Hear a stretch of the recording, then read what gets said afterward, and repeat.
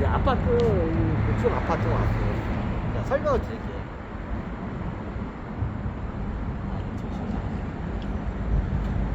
자, 예전에, 자, 다들 생각해봐요. 아파트 가격이 어떻게 오는지. 자, 예전에 인플레이션을 그냥 5%라고 잡읍시다. 5%. 인플레이션 5%야. 모든 저기 부동산이나 뭐 물건을 사놓으면 다 5%씩 올라. 이게 인플레이션 5%. 근데 예전에 어떻게 돼요? 기준금리가 0. 몇 프로고 0%대 기준금리가 오랫동안 갔었고, 자, 예금금리가 0%대였어요. 은행이나 맡겨봤자 1년 예금금리가 어떻게 해요? 0. 몇 프로야. 0%대. 그러니까 대출금리가 그 당시에 어떻게 해요? 2.5%였어요. 아파트 담보로 해가지고 내가 신용이 좋으면 대출을 연 이자 2.5%로 내가 되게 받았어. 다 기억하시죠? 얼마 안 됐어. 대출 금리가 2.5%야. 그러니까 어떻게 해요? 사람들이 이제 다 알아차린 거야. 어떻게 돼요? 아, 내가 예금을 하는 것보다 은행에서 2.5% 대출을 받아서 어떻게 돼요? 아파트를 사면 어떻게 돼요?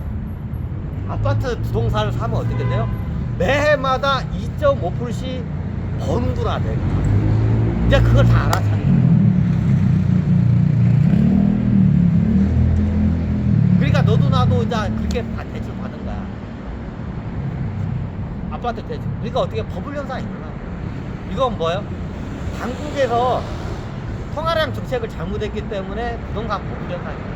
근데 예전부터 얘기했어요. 이거 통화량 정책 잘못된 거라고. 예전에 유튜브에서 계속 얘기했어요. 기준금리 올려야 한다. 기준금리 올리고 통화량을 줄이고 해야 한다. 그걸 맞춰야 한다. 근데 어때? 정치인들은 경기를 돌려야 돼. 이걸 양적 완화라. 근데 돈을 찍어가지고 막 뿌린 거야. 그러면 돌 줄 알아. 근데 돌아 안 돌아. 물가만 올라. 안 돌잖아. 그러니까 나중에 어떻게 되냐? 부작용이 일어나는 거야.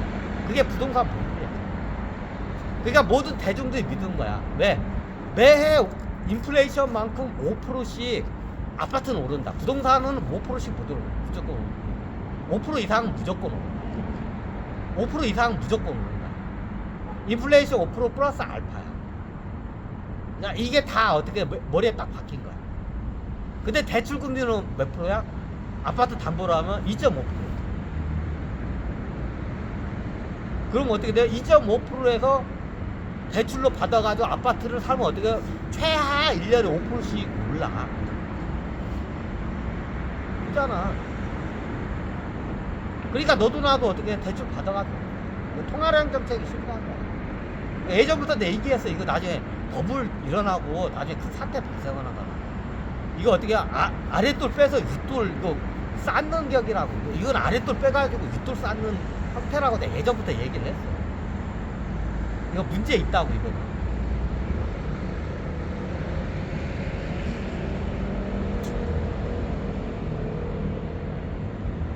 그래서 이게 부동산이나 자산의 균형이 이게 맞아야 돼.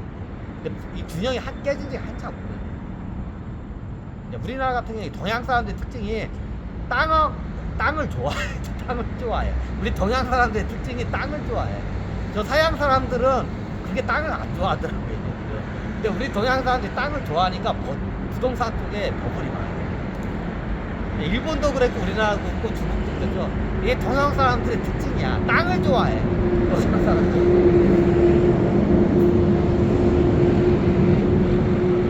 그러니까 지금 다 터졌잖아. 그럼 뭐 적절한 시세가 얼마냐? 그거는 월세다 물어보는 거야. 월세.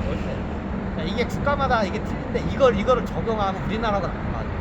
왜 괴리 현상이 너무 많아. 이게 어떻게냐? 1%의 법칙이야.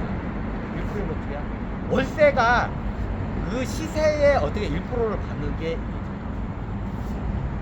보통 상업용 건물들이 있어요. 이런 아파트나 좀 안 많은데 상업용 건물들은 예전에는 이게 법칙이 있었어요. 1%의 법칙.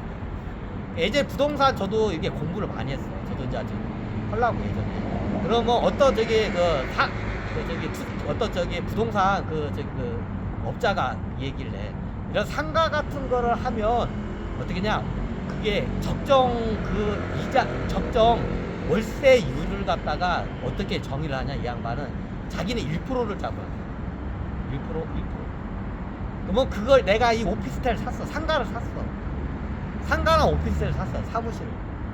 그러면 어떻게 되냐, 그 상가 시세 가격에 무조건 월세가 1%가 나. 임대를 넣으면 임대료가 1%가 무조건 나. 그래야 사업성이 있다. 내가 말한 게 아니라 어떤 부동산 투자업자가 책을 썼는데 그걸 나왔더라. 근데 그게 합리적이야. 이 양반 말이 합리적.